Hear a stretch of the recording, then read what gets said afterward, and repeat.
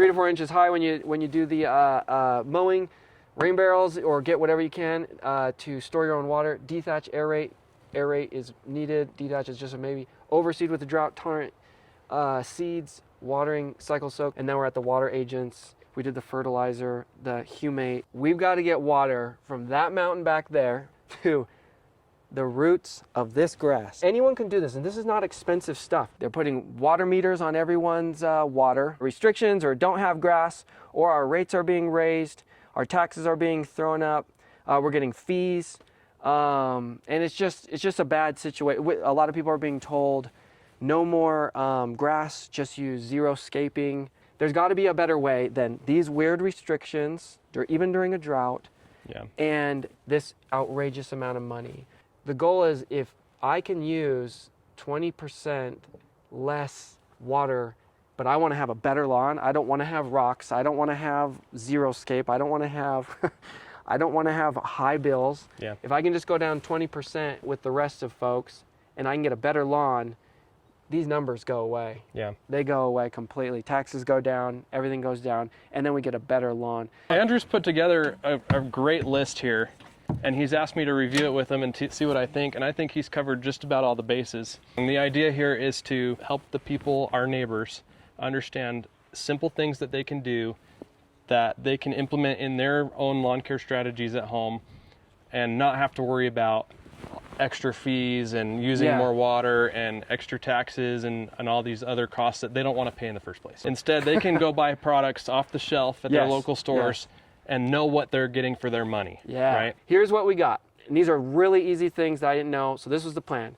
So keep it 3 to 4 inches, mow it higher. I always thought it was a grass thing. It's a root thing. It's what's going on underneath the grass. Because when you got low roots, or the sun scorches them, that's what makes it so it can't endure. Beyond the roots is the soil that's actually feeding the roots. There's nutrients available in here already in your soil, and there's things you can do to find out what nutrients are here and maybe some deficiencies that you might have that you can correct with fertilizers off the shelf. I thought you water every day, it makes it better. It turns out no. When it comes to watering, I think this is where most people have the biggest misunderstanding, is how to water your lawn. And most people know that obviously lawns need water, and yes they do, but they don't need water every day. They don't. And that comes back to the deeper roots. That's what we're trying to create. So fewer and longer, that'll help them. Because if you water a lot, the roots stay shallow. The roots don't need to go anywhere. Right. So the water is here. But when you have time in between your waterings, it allows the water to continue to soak deeper into the soil profile. And the roots, because they need that water, will continue to chase that water as it soaks down. So you get deeper roots automatically. Love it. And the cycle soaking is great too. And a lot of the smart controllers that are on the market today actually have these features. I personally have a Ratio controller. And me too. It's built right in. And it actually connects to local weather stations.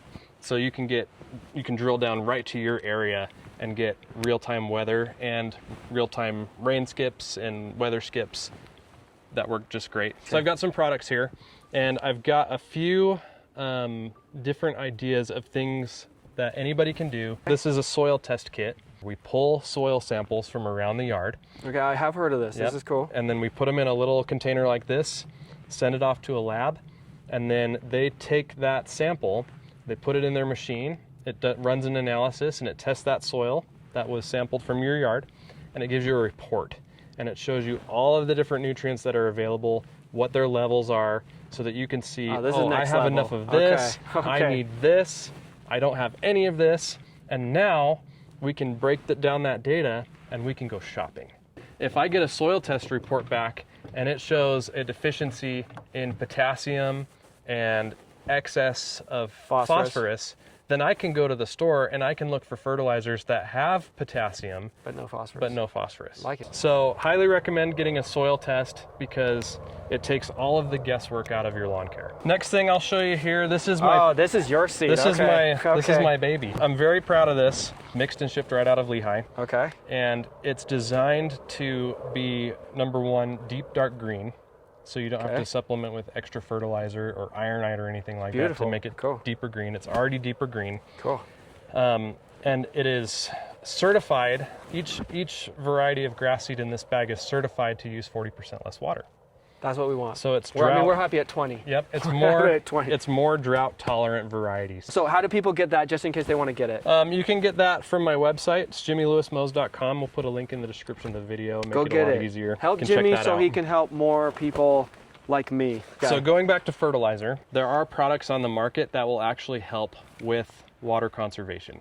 So this is a sample here of PropPeat Fertilizer. They're a family-owned company out of Sugar City, Idaho. So they're right up the road from us. There are some stores that will carry it. You got to go to PropPeat's website and check it out. And what I like about PropPeat is a couple of things. Number one, it's a homogeneous blend, and that means that every single little prill in here is a 1704. You don't have different colors where they're mixing it all together. That's how they usually are. And then they coat every single prill. You can see that they're all kind of brown. Yep. They're coated in peat moss.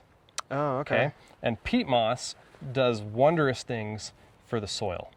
It is a carbon source, so it helps the plant break down nutrients and take it up faster.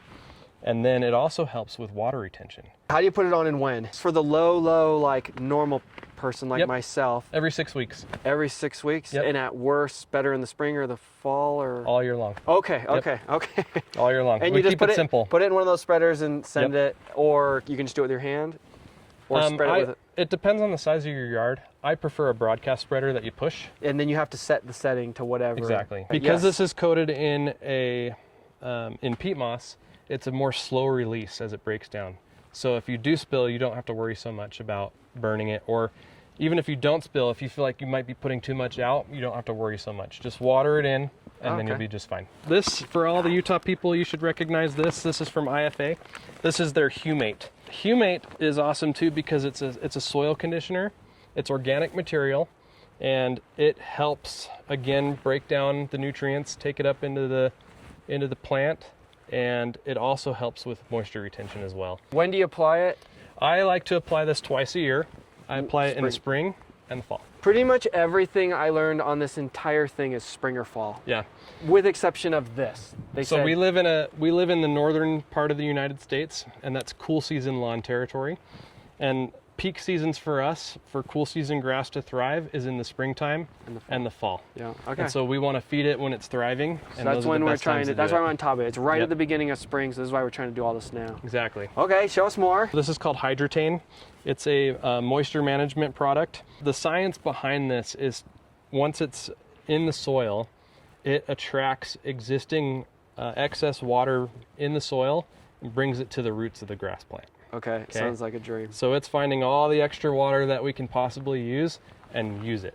Cool. So this helps the grass stay green through the 100-degree plus months. So this when do you apply it and how do you apply it? You hook up your hose? So there's a couple of ways you can do it. If you have a backpack sprayer, you can do a backpack sprayer. This is a RTU bottle ready to use.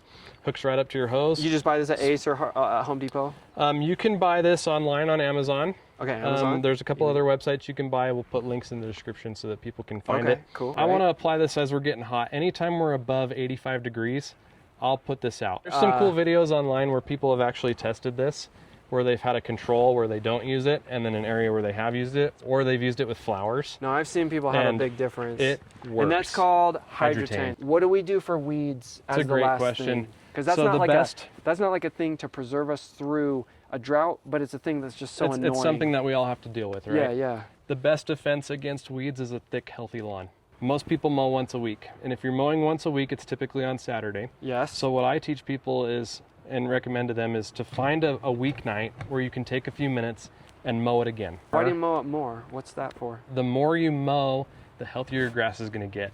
Because when you, especially with bluegrass, because bluegrass will spread laterally, when you cut off the grass's ability to grow vertically, it uses all of that energy elsewhere. It pushes roots deeper and it spreads. So your grass will get thicker. And when you have thicker grass, it outcompetes the weeds. Now, if you do have weeds, you got to get them under control. And step one is to just mow more regardless. But step two, and what I practice at my house, is called integrated pest management. I like to treat the weeds where they are and not put chemicals where there aren't any weeds. Okay, so you're right? spot treating with I whatever. spot treat. Okay. But most people can probably get away with spot treating that. Okay. If you do have a yard that's completely full of weeds, then a weed and feed product is probably the right option for you. Okay. Thank you so much, Jimmy, for coming. Yeah, thanks for having me. This is really good. I hope that you watching have found this helpful. If you have any questions, please feel free to reach out to me. All of my contact information is in the description of this video.